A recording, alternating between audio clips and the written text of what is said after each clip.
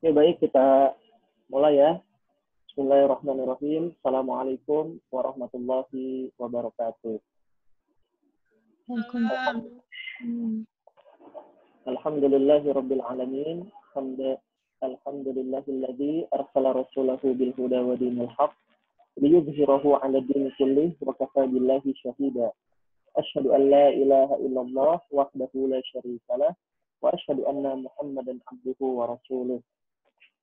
Segala puji hanya bagi Allah dan semoga salawat beserta salam selalu disurahkan kepada junjungan kita Nabi Muhammad Shallallahu Alaihi Wasallam.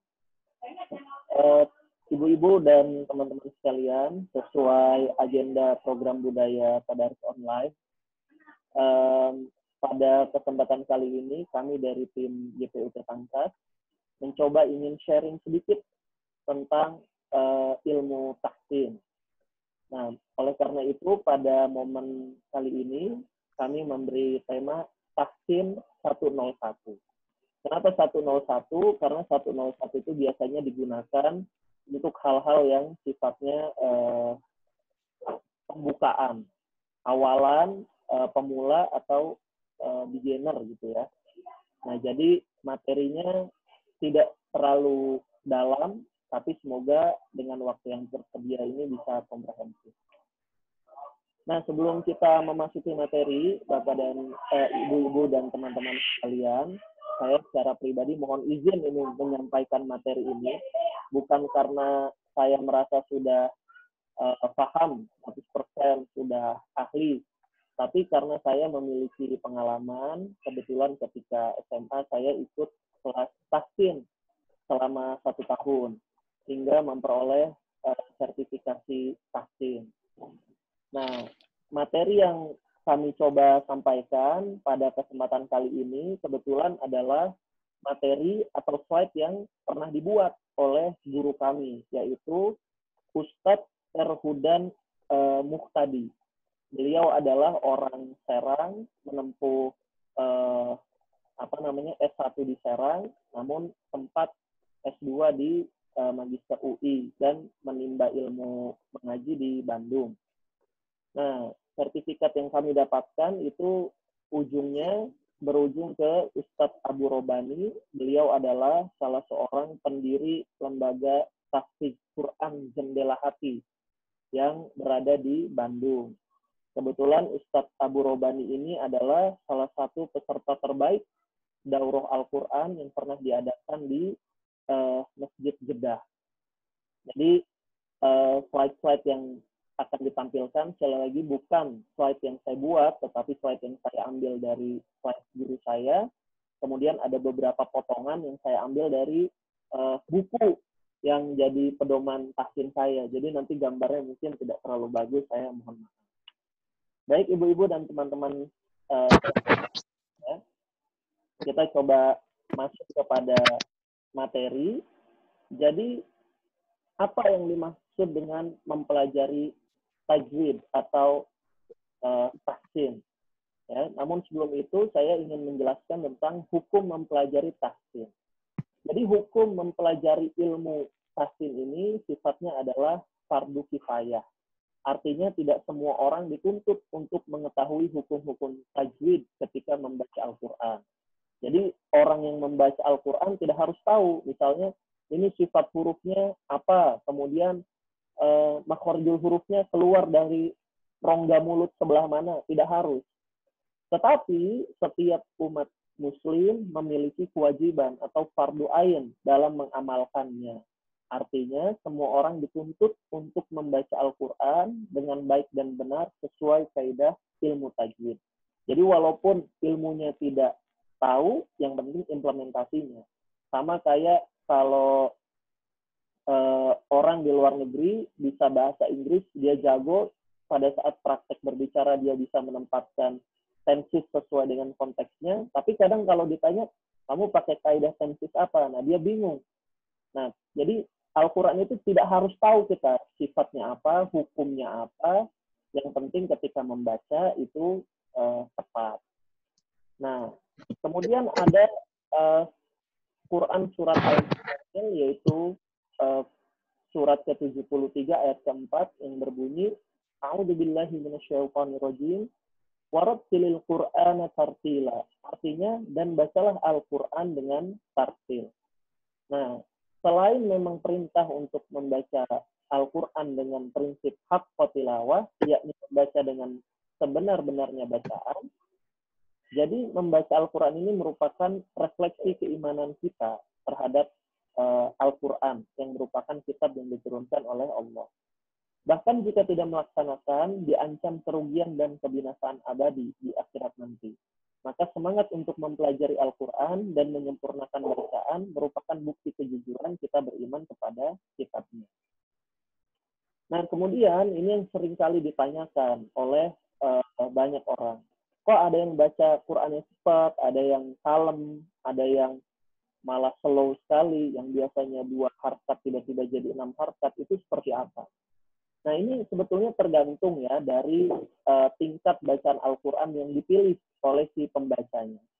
Jadi ada 4 tingkatan secara umum. Tingkatan pertama adalah at-tahqiq. At-tahqiq ini adalah bacaannya seperti tartil, cuma lebih lambat dan perlahan.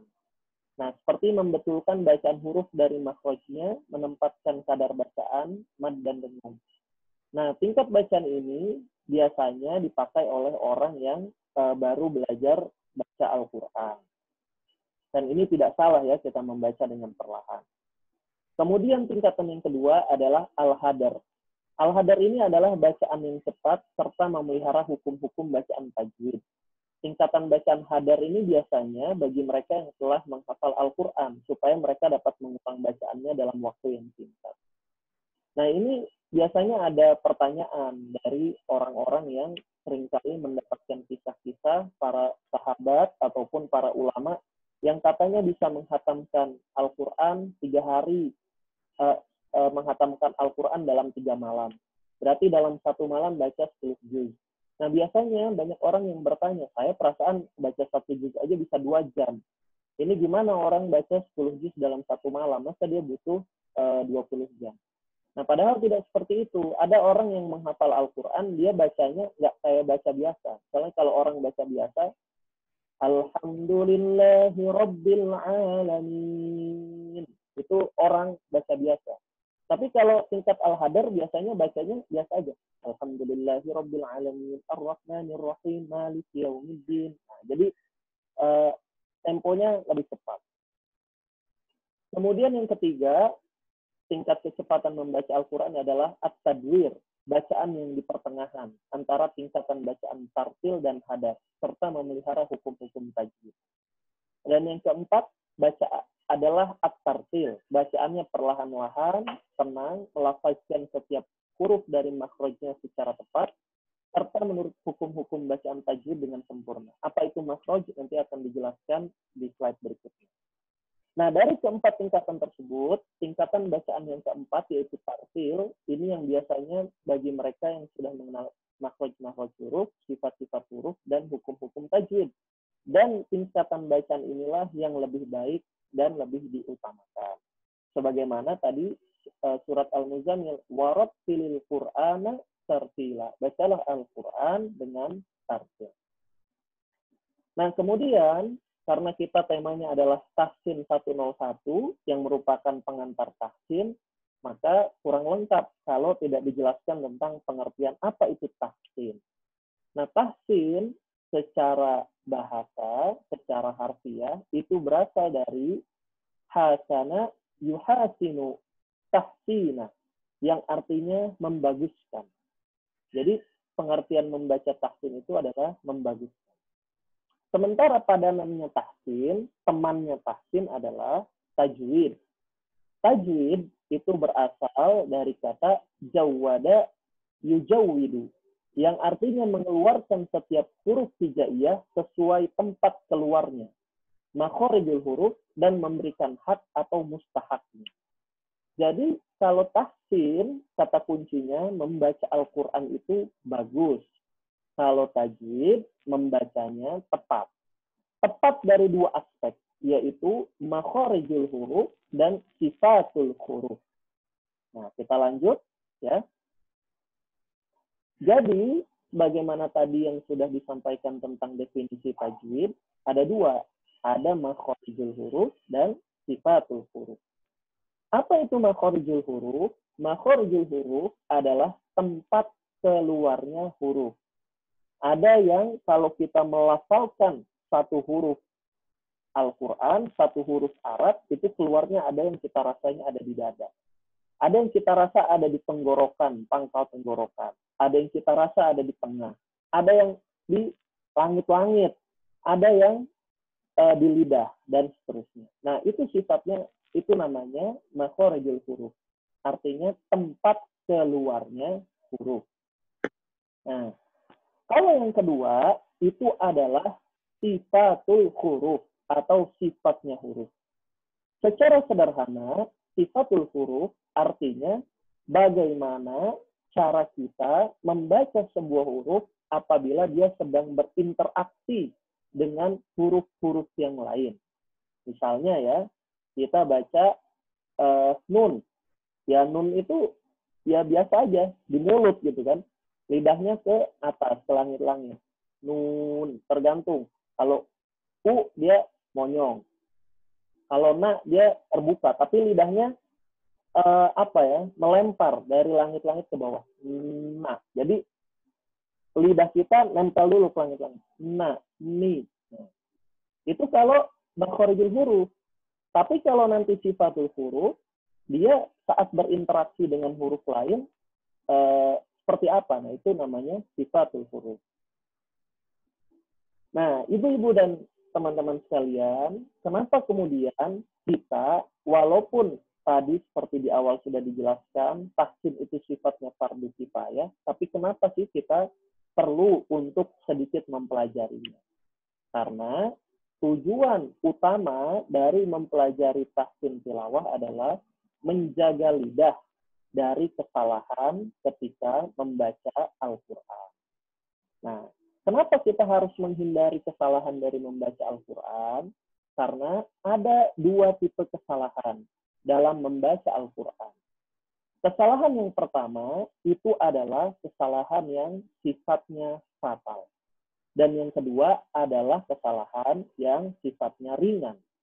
Apa itu kesalahan yang sifatnya fatal? Biasanya kesalahan yang sifatnya fatal adalah apabila kita melakukan kesalahan tersebut, maka itu akan merubah makna. Kalau kesalahan ringan, apabila kesalahan tersebut kita lakukan, itu tidak akan merubah makna. Contohnya, kesalahan yang berat adalah perubahan bunyi huruf dengan huruf lain. Misalnya, kita mau baca ba, tiba-tiba jadi pa. Atau mentasydidkan huruf yang tidak seharusnya, atau sebaliknya. Nah, ini kita ada contoh ya. Nah, misalnya, ini yang sebelah kiri adalah kolom yang salah. Misalnya kita baca, Alhamdulillahi Rabbil Alamin. Nah, kita baca haknya itu dengan hak besar. Nah, sedikit tentang hak besar. Dulu ketika saya masih kecil, saya diajari hak besar itu harus dari dalam dada keluar. Ha, hi, hu. Padahal hak besar adalah hak biasa aja. Hak sehari-hari kalau kita ngomong hak. Misalnya hari ini harimau. Nah, itu kan hak yang sering kita ucapkan secara biasa. Nah, itu hak besar. Nah, kalau kita melakukan kesalahan pembacaan seperti kolom kiri ini, kita membaca Alhamdulillahi Rabbil Alamin. Ini artinya adalah keputusasaan milik Allah, Tuhan segala penyakit. Nah, jadi ini salah satu kesalahan yang fatal. Ya, karena kita salah menempatkan huruf, artinya salah. Padahal yang betul kita membaca adalah dengan hak kecil, yaitu Alhamdulillahi Rabbil Alamin. Nah, kalau kita bacanya tepat, maknanya pun tepat, yaitu segala puji bagi Allah, Rabb seluruh alam. Nah, kemudian, contoh yang kedua tentang pembacaan yang salah dan berakibat fatal. Misalnya, siratal ladzina an'amtu alaihim. Nah, teman-teman, ibu-ibu bisa memperhatikan ya, di sini kita bacanya bukan an'amta, tapi an'amtu. Siratal ladzina an'amtu alaihim. Nah, kalau kita pakai an'amtu, ini artinya yaitu jalan orang-orang yang telah aku beri nikmat atas mereka. Wah, jadi luar biasa nih kalau kita baca an'amtu alaihim, seolah-olah kita ingin mengatakan kita itu bisa memberikan nikmat kepada orang lain. Padahal konteks ayat sesungguhnya bukan an'amtu, tapi an'amta. Siratal ladzina an'amta alaihim. Nah, artinya yaitu jalan orang-orang yang telah engkau beri nikmat atas mereka. Bayangkan ibu-ibu dan teman-teman semua, kesalahan A menjadi U ternyata memiliki dampak yang sangat besar. Niatnya kita ingin mengagungkan Allah, ternyata karena kesalahan bisa jadi itu malah menyombongkan diri kita sendiri. Ya. Nah, selanjutnya ada beberapa kesalahan yang sifatnya itu tidak berat. Contohnya, tidak menyempurnakan panjang pendeknya bacaan. Yang kedua, tidak menerapkan kaidah gunnah pada huruf-huruf yang seharusnya dibaca dengan gunnah. Apa itu gunnah? Nanti akan dijelaskan pada penjelasan berikutnya. Nah, kesalahan-kesalahan kecil juga bisa terjadi karena 4 hal. Tidak konsisten dalam membaca tanda-tanda panjang. Kalau kita yang terbiasa belajar membaca Al-Quran dari kecil, biasanya guru kita menjelaskan ada 3 atau 4 panjang. Yang pertama, 1 harokat, yang kedua 2 harokat, yang ketiga 4 harokat, 5 harokat, atau 6 harokat. Nah, boleh nggak kalau kita baca cepat semuanya jadi 2 harokat? Ada ulama yang mengatakan boleh, asal konsisten. Jangan sampai tiba-tiba semuanya 2 harokat, kemudian di bagian yang lain kita baca ada yang 6. Itu tidak diperbolehkan. Maksudnya konsisten di sini adalah dalam 1 kali pembacaan Al-Quran. Kalau misalnya pagi ini saya pengen semuanya 2 harokat, tapi nanti malam saya baca ada yang 2, ada yang 4, ada yang 6 sesuai panjang pendeknya, itu tidak apa-apa. Itu tidak masuk dalam tidak konsisten. Nah, kemudian yang kedua, tidak konsisten membaca gunnah. Kemudian yang ketiga, pengucapan vokal yang tidak sempurna. Dan yang keempat adalah pengucapan huruf sukun yang tidak sesuai dengan kaidah tajwid. Nah, ini kita coba masuk ya kepada kesalahan umum yang pertama, yaitu mengenai vokal yang tidak sempurna. Ibu-ibu dan teman-teman, biasanya kalau kita baca Quran atau kita menemukan orang lain baca Quran, itu mulutnya tidak mau dibuka secara sempurna. Jadi misalnya, Alhamdulillahi Rabbil Alamin, Ar-Rahmanir Rahim. Itu merupakan kesalahan kecil karena kita tidak mau membuka mulut kita secara sempurna. Padahal kaidah pembacaan Al-Quran yang tepat adalah kita memang membuka mulut. Alhamdulillahi Rabbil Alamin. Jadi kalau U harus monyong ya monyong. Kalau A, kalau harus membuka ya membuka. Bukannya lebay. Jadi sering ada orang yang melihat rekaman imam, kemudian mulutnya sampai monyong-monyong, kemudian dia bilang, lebay itu. Bukan lebay, tapi dia mencoba untuk membaca vokal secara sempurna. Nah, ini ada cara mengatasinya. Yang pertama, membuka mulut dengan sempurna ketika membaca huruf berharkat fathah. Fathah itu A. Jadi kalau misalnya kita baca A, ya harus lebar. Misalnya abatasa gitu ya. Nah, Tapi kalau kita baca kasroh atau i, itu harus menurunkan bibir bawah. Misalnya i, di, si, bismi. Nah, jadi nggak boleh bismillah, harus diturunin, dibuka. Kayak kita ngajarin anak-anak kecil lah, mana giginya i. Nah, jadi seperti itu.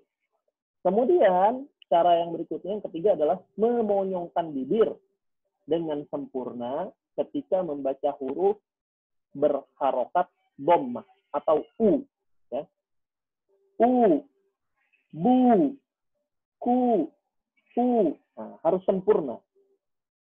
Nah, ini kita ada sedikit contoh ya. Karena kita waktunya singkat, ya mungkin tidak semuanya dapat kebagian contoh atau mungkin sama sekali tidak kebagian latihan. Karena materi ini kalau mau ideal biasa dibawakannya 1 tahun. Jadi kita puas gitu ya. Nah, ini contohnya. Babi bu hahihu. Babi bu hahihu. Sempurna. Nah, kemudian ini latihannya. Ya. Nah, silahkan teman-teman suaranya di unmute. Ya. Kita nanti mencoba. Setelah saya, nanti teman-teman silahkan untuk mengikuti. Ara'aita alladhi yukadzibu biddin. Yuk, 1, 2, 3.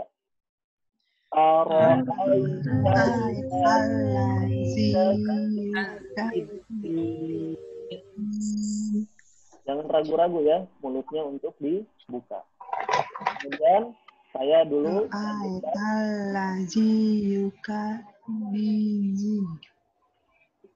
Saya lanjutkan ke yang kedua ya. Iyyaka na'budu wa iyyaka nasta'in. Yuk, bareng-bareng. 1, 2, 3. Iyyaka na'budu wa iyyaka nasta'in. Ya. Nah, kemudian yang ketiga ini cukup panjang ya. Persiapkan nafas. Saya dulu mencontohkan. Wa ra'aitan nasa yadkhuluna fi dinillahi afwaja. Bareng-bareng, sudah siap ya? Tarik nafas. 1, 2, 3. Wa ra'aitan nasa yadkhuluna fi dinillahi afwaja. Bukan aja ya. Oke, kita lanjut ke yang berikutnya. Maliki yaumiddin. Siap ya? 1, 2, 3. Maliki yaumiddin. Yang masih ragu-ragu, mulutnya untuk dibuka, dibuka aja. Jangan khawatir, jarak kita jauh, aroma di sana tidak akan tercium di sini. Ya. Saya lanjut ke yang berikutnya. Inna a'tainakal kautsar. Kita pelan-pelan aja ya. Siap semuanya. 1, 2, 3.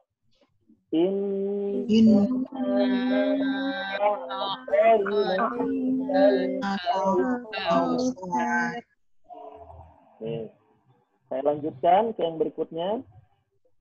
Falyabudu rabb hadzal bait. Siap ya? 1, 2, 3. Falyabudu rabb hadzal bait. Saya lanjutkan ke yang terakhir. Qul ya ayyuhal kafirun. Monyong ya, jangan ragu-ragu. 1, 2, 3. Qul ya ayyuhal kafirun. Mantap ya. Monyongnya sangat sempurna sekali. Luar biasa ya. Oke. Nah, ini adalah latihan. Biasanya kalau ideal, satu bagian latihan ini dilakukan dalam satu kali pertemuan, yaitu 2 jam. Jadi diulang-ulang. Kalau setelah 2 jam masih ada yang belum sempurna, di pertemuan berikutnya yang bersangkutan ulang sendiri di bagian ini. Nah, kita masuk ke kesalahan yang kedua yang umum dilakukan, yaitu ketika membaca huruf sukun, suaranya sering mantul. Nah, pantulan suara sering terjadi karena ketika mengucapkan huruf sukun tergesa-gesa, sehingga makhraj terlepas sebelum mengucapkan huruf berikutnya. Cara mengatasinya, lidah atau bibir ditekan dengan lembut ke langit-langit, kemudian dilepaskan dari makhrajnya bersamaan dengan pengucapan huruf berikutnya. Nah, saya yakin bingung ya. Nah, coba saya mau mencontohkan latihannya. Nah, bentar. Nah, misalnya ini. Alhamdulillahi Rabbil Alamin. Nah, apa yang biasanya salah, sebagaimana tadi sudah dijelaskan, kebiasaan salah yang banyak terjadi itu adalah suaranya tertekan atau jeda atau mantul. Contohnya, ada orang yang baca gini. Alhamdulillah. Nah, dia tertekan. Alhamdulillah.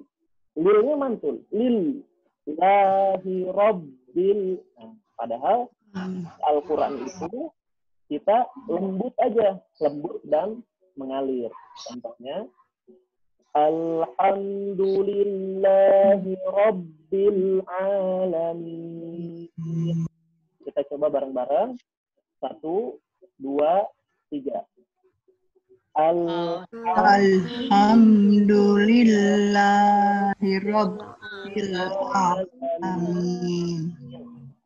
Nah, jadi jangan ini ya, jangan diputus, harus disambung dan jangan tertekan juga. Nah, saya akan contohkan ke yang berikutnya. Wamra'atuhu hammalatal hatab. Nah, jangan tertekan, jangan tarik nafas, ra'atuhu hamma. Jadi bukan hamma, bukan hamma ya, bukan, tapi hamma, bukan hamma, hamma. Jadi lanjut ya, saya contohkan dulu. Wamra'atuhu hammalatal hatab. Nah, kita bareng-bareng. 1, 2, 3. Wamra'atuhu hammalatal hatab. Ya, bareng-bareng ya semuanya. Kita baca yang ini. Wamra'atuhu. Siap ya semuanya? 1, 2, 3. Wamra'atuhu hammalatal hatab. Nah, jadi kata kuncinya nih di sini, hammanya. Jadi hamma. Nah, gitu ya. Nah, saya lanjutkan ke contoh yang ketiga. Wa tadhakuna wa la tabkun.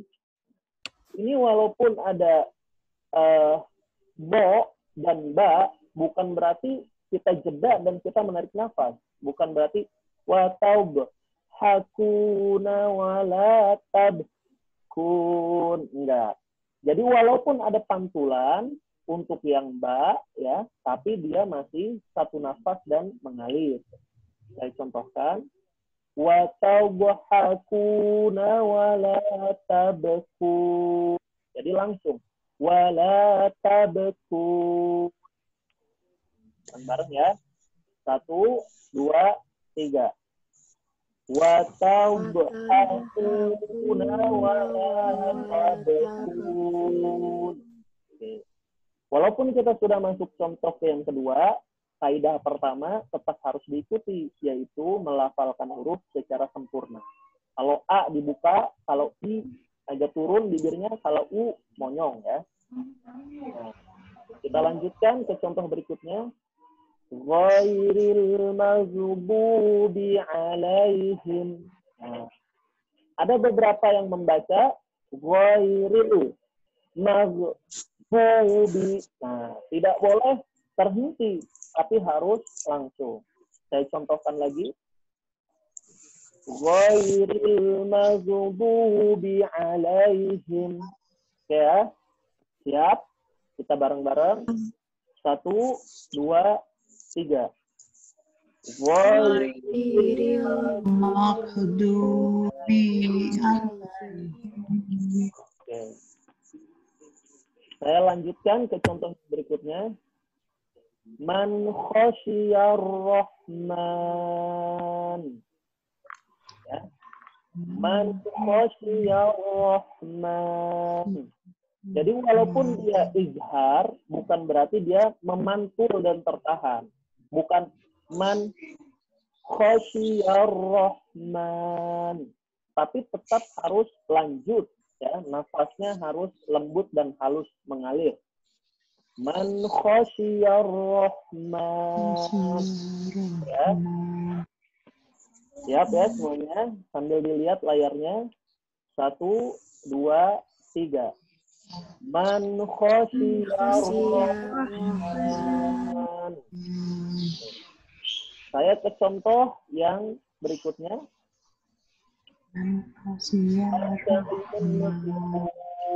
Nah, ini bukan Pak ya, tapi Ogin. Jadi dia izhar.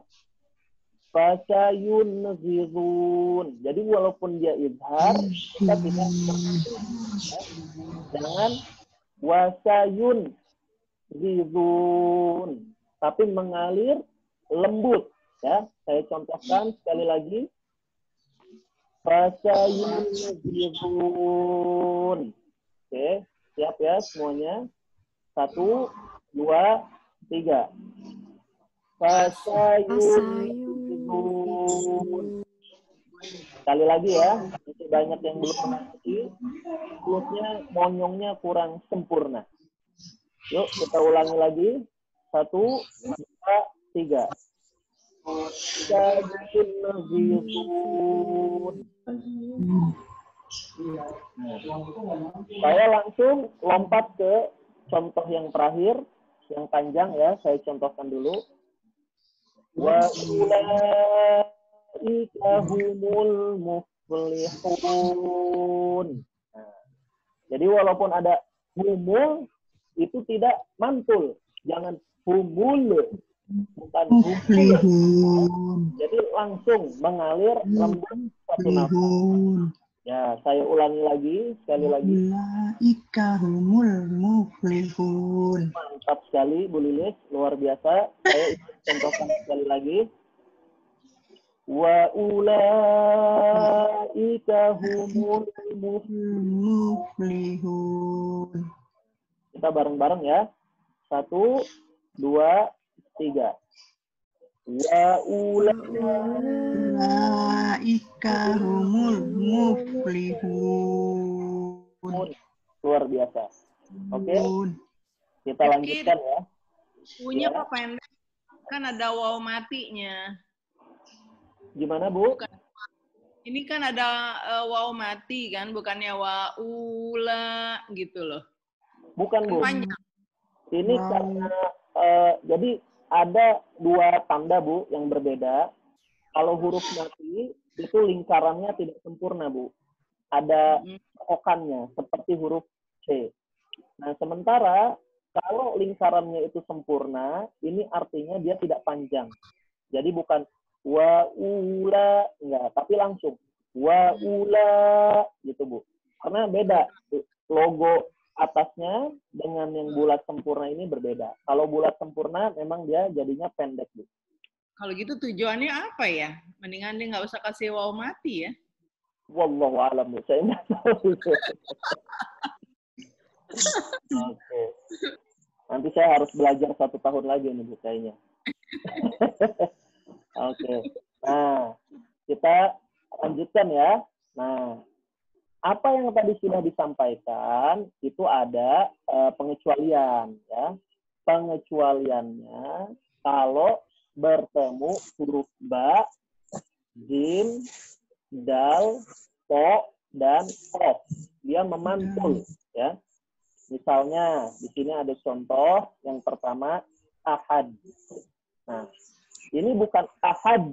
Kemudian kita tahan ahad enggak, tapi jadi ahad. Ya, tapi bukan dibuat-buat ahade, bukan ahade enggak. Tapi apa ya? Semacam pantulan yang natural. Ahad.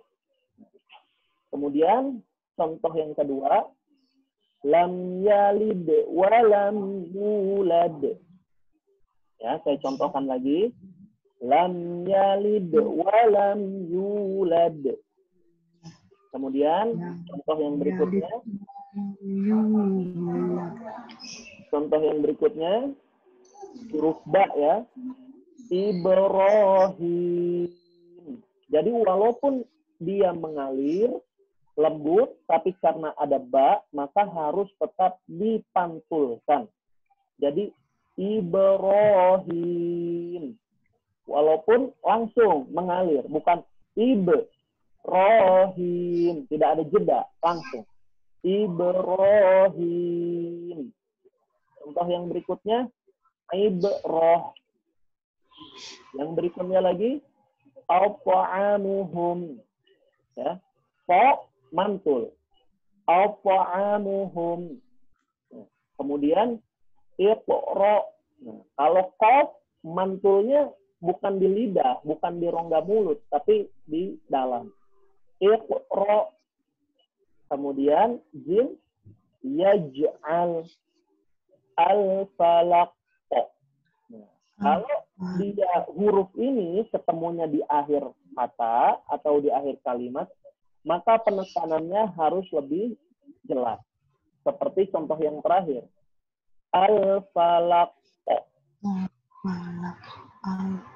Kemudian ada pengecualian yang kedua. Apabila bertemu dengan huruf alif, haf, dan ta, maka harus tertekan atau tertahan. Misalnya contoh yang pertama, mu'min. Nah, jadi 3 huruf ini kalau diibaratkan seperti kita nyetir mobil atau nyetir kendaraan. Kalau direm, dia tuh langsung berhenti. Stop. Nah, kalau yang atas, dia mantul. Ketika kita rem, dia narik lagi ke belakang. Kalau yang alif, kaf, sama ta, kalau sudah berhenti, dia tertekan, tertahan di posisi itu. Stop. Nah, seperti contohnya, mu'min, ma'wa, aksaruhum, akramakum, tabbat, tumisat. Nah, gitu ya. Saya cepat aja nih, karena waktunya juga sudah mau habis. Mungkin satu lagi ya. Nah, kesalahan umum yang biasanya terjadi yang ketiga adalah tidak konsisten dalam membaca mad 2 harokat. Ya. Nah, ini cara mengatasinya, ayun suara untuk huruf yang memiliki 2 harokat. Nah, dulu kalau kita belajar dengan guru-guru kita, biasanya kita diajarin bismillahnya panjang. Bismillahirrahmanirrahim. Kepanjangan. Ya. Makanya caranya itu adalah di ayun. Nah, contohnya di sini ya. Maliki ya bunayya.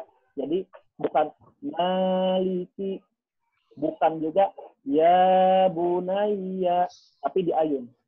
Maliki ya bunayya.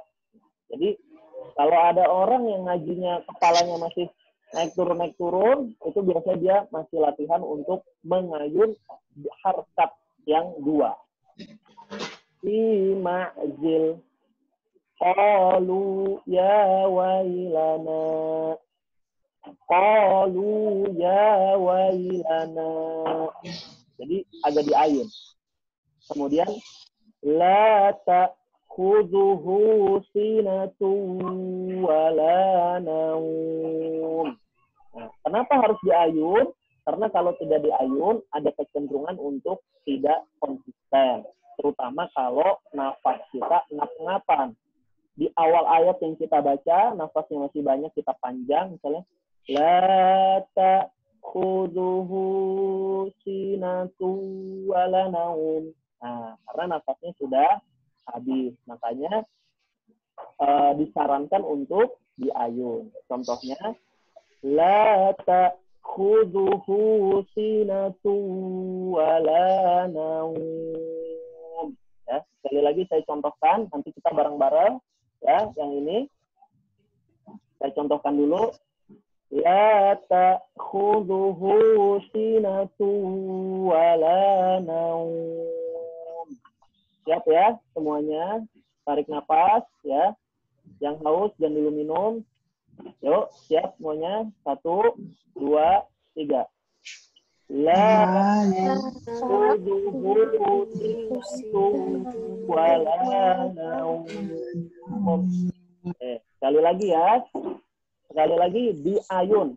La ta wala naum. Kecuali yang akhir. Yang akhir ayun ya. Siap ya. 1, 2, 3. La ta'khudhuhu sinatun wala naum. Oke. Sekali lagi ya, sebelum kita tutup. 1, 2, 3. La ta'khudhuhu sinatun wala naum. Oke. Ya, ibu-ibu dan teman-teman semua, sayang sekali nih, sebenarnya lagi seru ya, kita sudah mulai memasuki latihan-latihan yang cukup panjang ya, apalagi yang dipilih adalah ayat-ayat yang biasanya sering kita baca gitu ya. Nah, cuma karena waktunya sudah lewat dari pukul 16.45, jadi mungkin dari kami cukup sekian dulu. Nanti kita ada sesi kedua, sesi ketiga, dan sesi berikutnya, karena ini slide-nya ada sekitar 60 slide. Bukan 60 slide, 96 slide. Karena saya coba untuk menyaringkan materi dari guru saya yang idealnya 1 tahun menjadi kegiatan tadarus online ini. Ya.